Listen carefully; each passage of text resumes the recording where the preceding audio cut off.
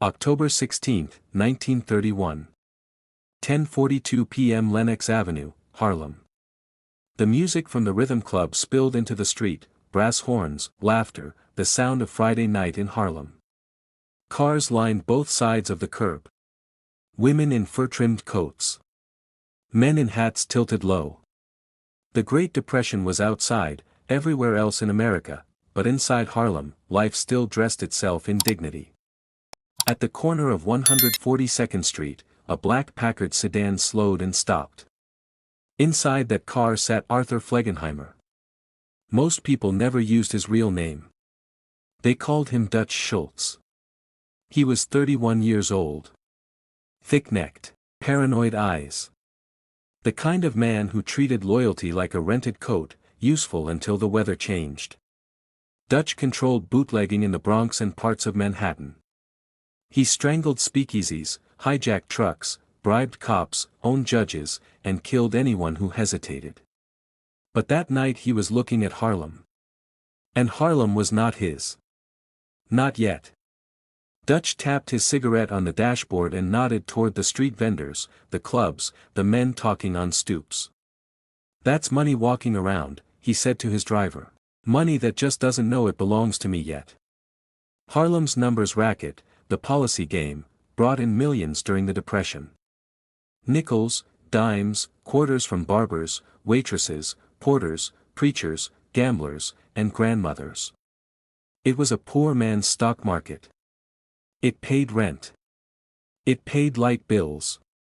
It fed children when factories did not. Dutch Schultz wanted all of it. There was only one problem. Harlem was not unclaimed territory. Harlem already had a guardian. Ellsworth Raymond Johnson. 40-year-old. Soft-spoken. Sharp-minded. People called him Bumpy. He had earned that name fighting as a kid, but by the 1930s he wasn't fighting for names. He was fighting for Harlem's right to exist without being completely swallowed by outsiders. He worked with Stephanie St. Clair, Madam Queen, the woman who built Harlem's numbers economy before Dutch Schultz ever thought to cross the river. Bumpy Johnson didn't own Harlem. But Harlem didn't belong to Dutch either. Not yet. Dutch Schultz never announced his intentions. He didn't arrive with a speech. He arrived with pressure. November 3, 1931. 8:15 a.m.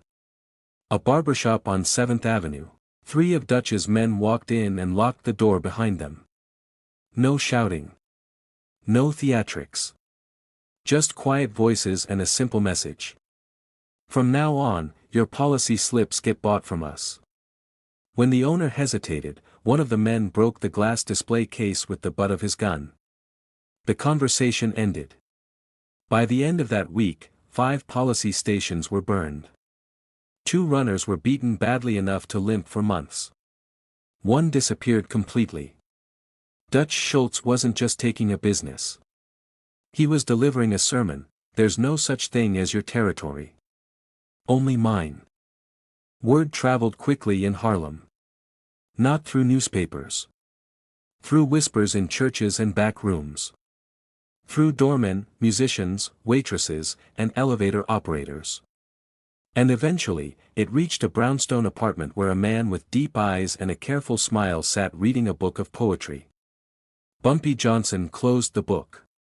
He didn't stand up right away. He just sat there, thinking, the way he always did, not about pride, not about anger, but about consequences and mathematics. Who Dutch had touched? Who had been hurt? Who needed protecting? What line had just been crossed? He looked at the man who had delivered the message. "How many?" Bumpy asked. 6 hit. 2 missing. "Any civilians?" "Always are," the man said quietly. Bumpy nodded once. There was no lightning in his reaction. No dramatic outburst. Just decision. "Then it starts now," he said. "But we don't start it loud. Contrary to legend, wars don't begin with gunfire. They begin with alignment." Bumpy didn't go looking for soldiers with guns.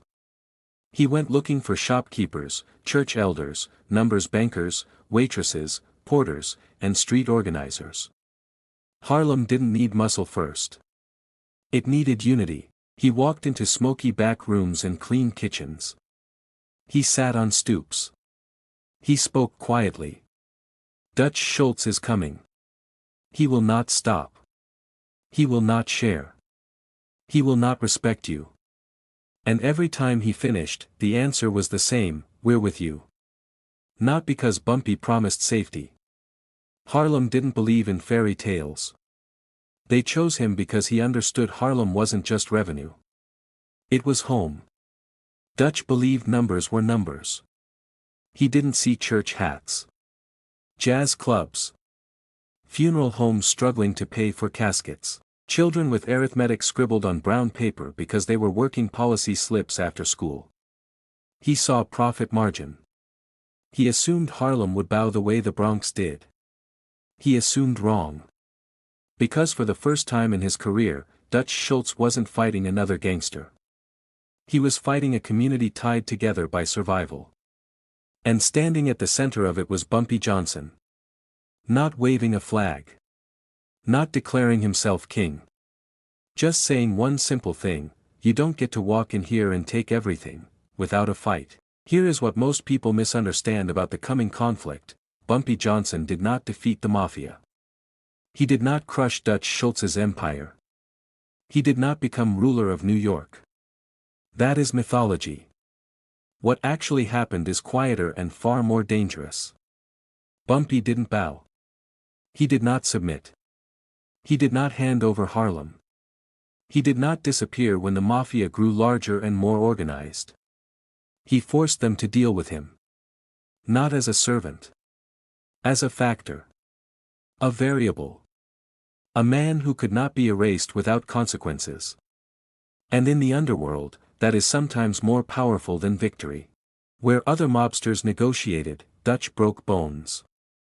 Where others threatened, Dutch buried people. He didn't care about alliances, communities, or boundaries. If you had money, Dutch Schultz believed you belonged to him. By 1932, he looked north at Harlem and saw a gold mine.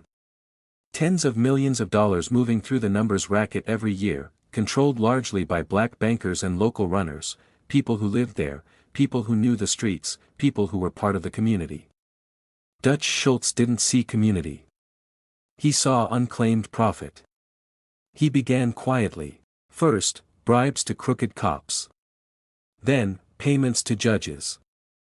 Then, pressure on small operators, raised taxes, raised protection fees, raised the cost of existing. And when pressure didn't work, force did. Storefronts had bricks thrown through windows. Collectors were beaten in alleys. A few disappeared completely, names spoken in the past tense. The newspapers would call it gangland violence. Harlem called it what it was, an invasion. But Schultz made one mistake, the same mistake ambitious men always make when they confuse fear with respect. He believed Harlem would fold. He assumed men there would bow their heads, accept his control, and hand over what he demanded. After all, the Italian families already dominated most of New York. Schultz believed Harlem was just the final piece on the chessboard. He didn't realize something very simple: Harlem already had leaders. And one of them was building a reputation of his own.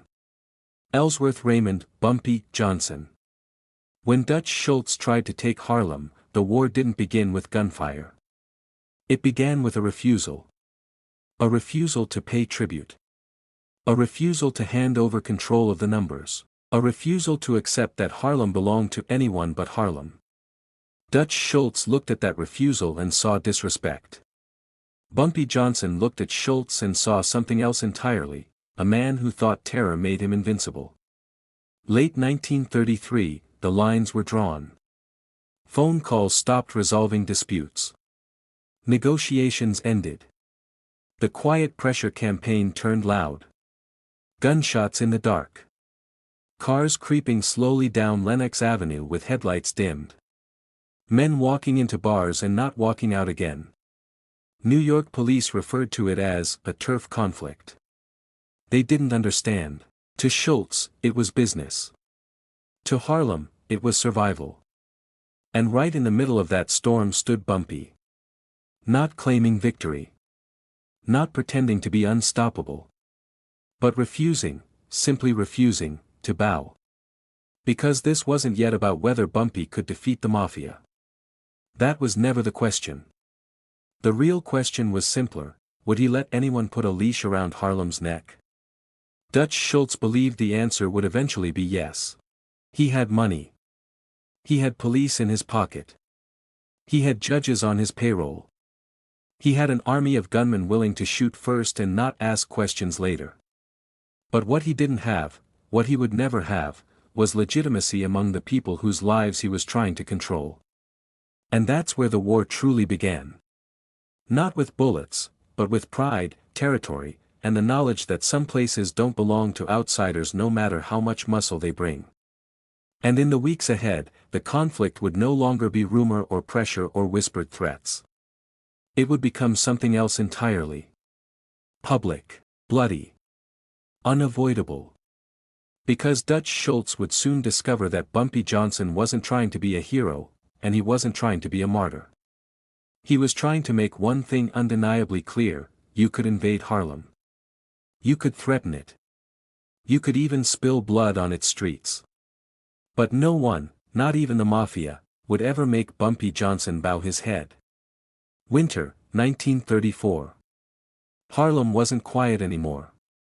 The air itself felt different, heavier, watchful, like the city was holding its breath. People still went to work, still filled the clubs, still stood in line at the theaters on 125th Street, but they glanced over their shoulders more often. Because the war was no longer something whispered in back rooms. It had stepped into daylight. Dutch Schultz made the first loud move. He didn't announce it with speeches or letters. He announced it the way he announced everything, with bodies. One cold morning, before sunrise, a small numbers office on 137th Street didn't open. The door was unlocked, the lights still on. And the two men who ran the office were slumped behind the counter, both shot twice in the chest, money still stacked neatly beside them. Not a robbery. A message. 2 days later, a runner who had worked for Stephanie St. Clair was found in an alley off 7th Avenue. No wallet missing. No watch taken. One bullet behind the ear. Another message. Dutch was letting Harlem know exactly how he operated: you don't join me, you don't ignore me, you disappear. But here's what Dutch Schultz didn't understand about Harlem: fear spreads fast, but anger spreads faster. Funerals filled the churches. Mothers cried. Men who'd sworn they were done with street life suddenly found themselves volunteering to stand lookout, to carry weapons, to protect the corners they'd grown up on. And in the center of that storm, Stephanie St. Clair and Bumpy Johnson didn't run. They organized. Meetings moved from cafes to apartments. Phone lines were used then cut. Lookouts were posted on rooftops. They weren't just reacting, they were planning. Because Dutch Schultz brought brutality. Bumpy brought strategy. He understood something Schultz never would: Harlem wasn't going to be won by who shot the most bullets. It was going to be won by who understood people, streets, rhythms, loyalties. So instead of going guerrilla immediately, Bumpy did something smarter. He went quiet. Not weak, quiet. Dutch's men stormed businesses expecting immediate retaliation, shootouts, chaos. Instead they found silence, closed doors, empty offices that had already been cleared. Bumpy made Schultz chase ghosts. He moved bankers from public storefronts to apartments. He had runners change routes daily. Collections were staggered, coded, disguised as shoe repair tickets and laundry receipts. Dutch Schultz controlled violence. Bumpy Johnson controlled information. And every time Schultz's men thought they'd cornered someone important, they realized too late that they'd just been chasing another shadow while the real money kept flowing past them. But eventually, inevitably, the shadows and bullets collided. January 24, 1935. Midnight. A speakeasy on 142nd and Lenox was packed, jazz on stage, glasses clinking, smoke curling to the ceiling. A normal Harlem night, until the doors opened and 6 of Schultz's men walked in. No masks. No hesitation. They weren't there to drink. They headed straight toward the back table, where they knew a St. Clair banker liked to sit. They dragged him up from his chair in front of everyone and pushed him toward the exit. And that's when the room fell silent, not because of Schultz's men, but because of the man who stood up from the shadows near the bar. Bumpy Johnson. He didn't shout. He didn't wave a gun around. He just spoke in a calm voice that carried farther than any scream. Put him down. For a split second, the 6 Schultz gunmen hesitated. Not because of the sentence, but because of the tone. It wasn't a request. It wasn't a threat. It was a promise. One of the gunmen smirked and tightened his grip on the banker's coat. That was the last decision he ever made with confidence. What happened next wasn't a wild shootout like in the movies. It was controlled, terrifyingly precise. Shots erupted, not random, not panicked, placed. 2 Schultz men dropped before they could even turn around. A third staggered toward the door and fell before touching the handle. The last 3 dove for cover, returning fire blindly, shattering bottles and sending people screaming for the floor. 30 seconds. That's all it took. When the gun smoke settled, 4 men from Dutch's crew were bleeding on the floor. 2 were dead. 2 were wishing they were. Bumpy didn't smile. Didn't celebrate. He walked over to the banker, straightened the man's coat, and said quietly, "Go home." Word traveled fast. By dawn, Harlem knew, Dutch Schultz had been challenged openly. Somebody had finally stood up, not in secret, but face to face. And Schultz heard about it before the sun rose. He sat there listening as his men explained what happened, how they'd been killed in a room full of witnesses, how Bumpy had walked out calmly afterward, how the crowd hadn't screamed his name, but hadn't condemned him either. That silence enraged Dutch Schultz more than the bullets. Because Dutch believed rule number 1 of New York was simple: whoever people fear the most, controls the streets. But now there was a problem. Harlem feared Dutch Schultz, and respected Bumpy Johnson. And the most dangerous enemy in any war isn't the one people are terrified of. It's the one people are willing to stand beside. From that moment forward, it stopped being about just numbers or territory. This became personal. Pride. Ego. 2 men with entirely different visions of power heading toward each other on a collision course neither could step away from. And slowly, the city began asking a question: could Bumpy Johnson actually beat Dutch Schultz? The answer, history would show, was complicated. Because Bumpy didn't beat the Mafia. But he did something far rarer. He refused to kneel.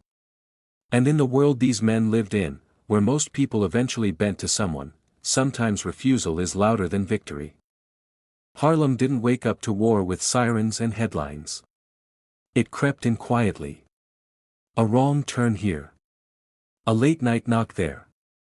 A familiar face who suddenly wasn't trustworthy anymore. And still, money flowed through the city like an underground river. Because the numbers racket didn't stop for gunfire. People still hoped. Still bet. Still prayed that today would be the day their 3 digits came up. But behind those slips of paper, behind every smiling runner, a silent map was forming. Streets controlled by Bumpy. Blocks claimed by Schultz. And in between them, no man's land. Where you didn't walk alone. Where windows closed early. Where kids were told not to look at cars that slowed down. One warm Harlem evening, jazz drifted lazily through open windows. Men laughed in a barbershop, talking baseball, politics, and rent. Then a black sedan rolled past. No one paid attention. It came back again. This time it didn't slow down. It stopped. Windows slid down like eyelids closing. And the street exploded. Glass shattered. Chairs flipped. People hit the ground before they even realized what was happening. It lasted seconds. When the car disappeared, the laughter was gone, replaced with ringing ears and shaking hands. Word spread fast, this was Dutch. And just as fast another whisper answered, then Harlem will answer. Retaliation. Bumpy didn't rant. He didn't scream. He didn't give speeches about revenge. He called names. Quietly. Carefully. One by one. Meetings happened at 2 a.m. In the back room of a restaurant already closed. In a warehouse no one questioned. In an apartment where the lights stayed off. Maps were drawn. Routes marked. Schedules memorized. So when one of Schultz's trucks mysteriously vanished, and another one burned quietly at the edge of the Hudson, nobody was surprised. Dutch's collectors started demanding extra guards. Then armored cars. Then they just stopped showing up entirely. Harlem wasn't begging. Harlem was fighting back. Betrayal. Wars like this never stay clean. Money talks. Fear talks louder. And it eventually found someone standing too close to Bumpy. A name. A location. A schedule. It was all Schultz needed. One night, Bumpy stepped out of a building and paused, not because he was scared, but because life teaches certain men to listen to the air around them.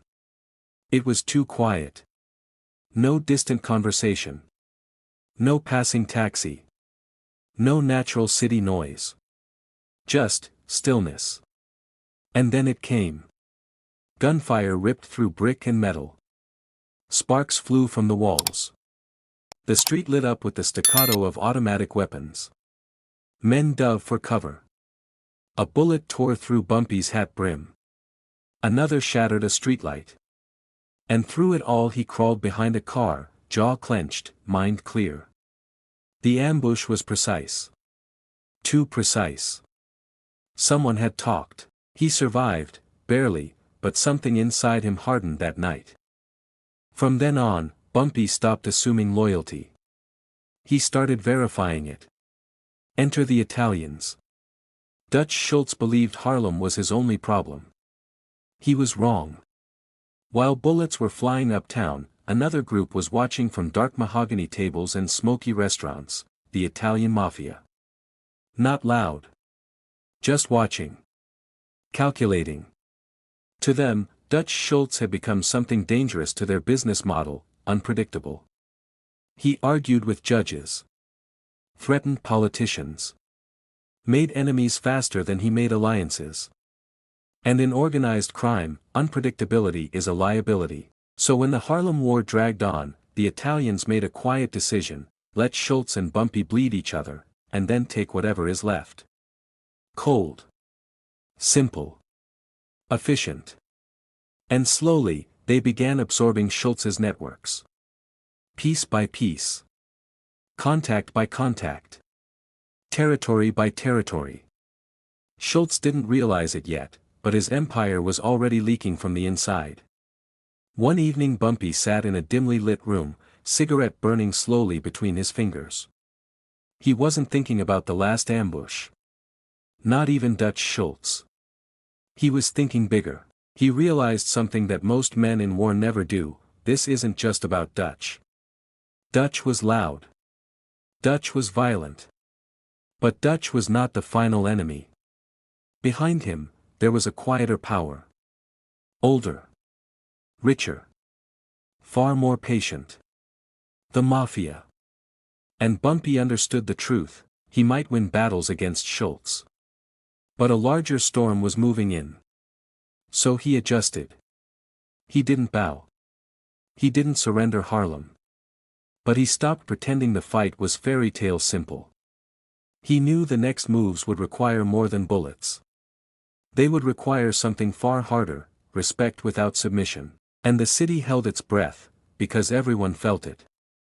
Dutch Schultz's time was closing in. And Bumpy Johnson's legend was just beginning. By the mid-1930s, New York's underworld was changing. Bootlegging was fading. Speakeasies were turning into legitimate bars. But one thing stayed powerful: the money that flowed without taxes, without banks, without signatures. The numbers racket. And Dutch Schultz still believed it should belong to him. But there was a problem. Dutch was no longer fighting one enemy. He was fighting three: Harlem's resistance, law enforcement pressure, and the quiet disapproval of the Italian Mafia. And instead of cooling down, Dutch burned hotter. In 1935, Dutch Schultz faced intense prosecution for tax evasion.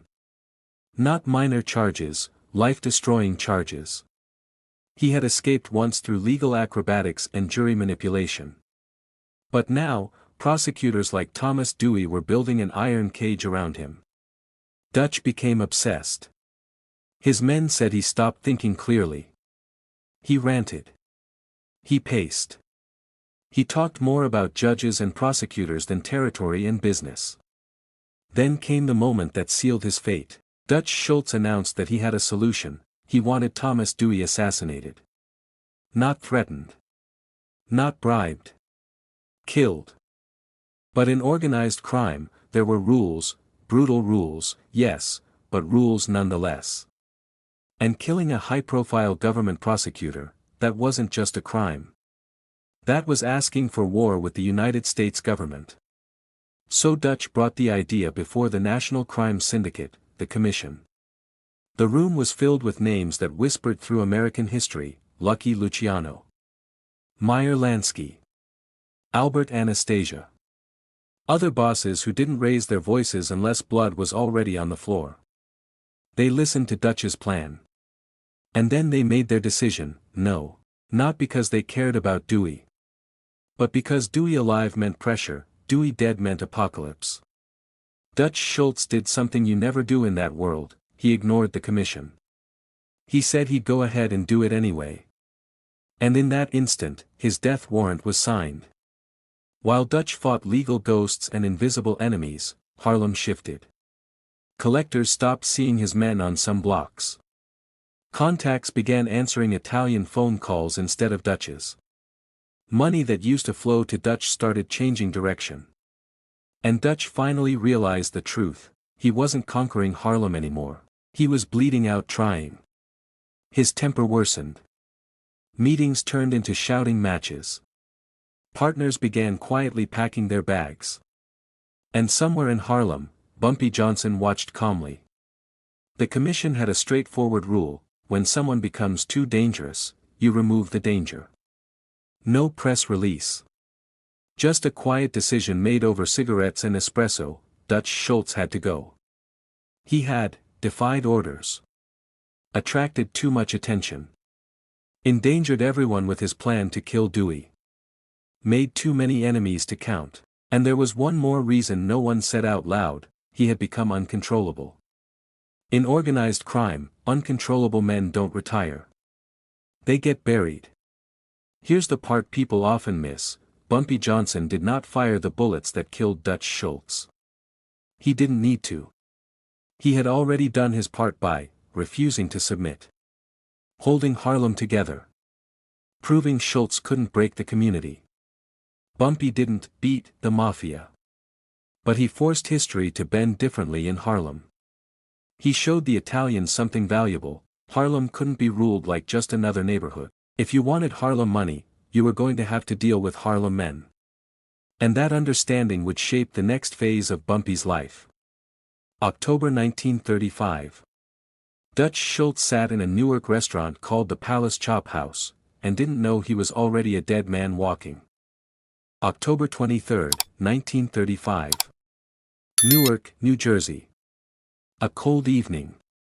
Inside the Palace Chop House, the lights were warm, the tables were crowded, and the smell of steak and cigars drifted through the air.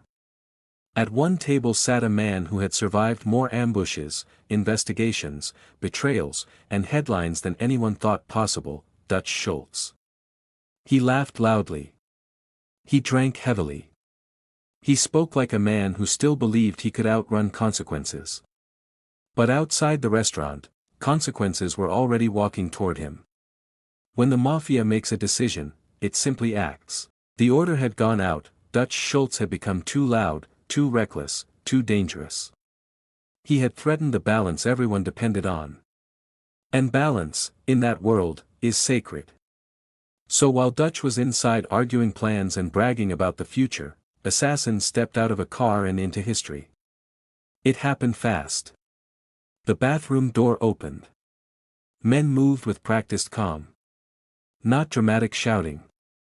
Just sudden violence exploding into the sound of plates and screams.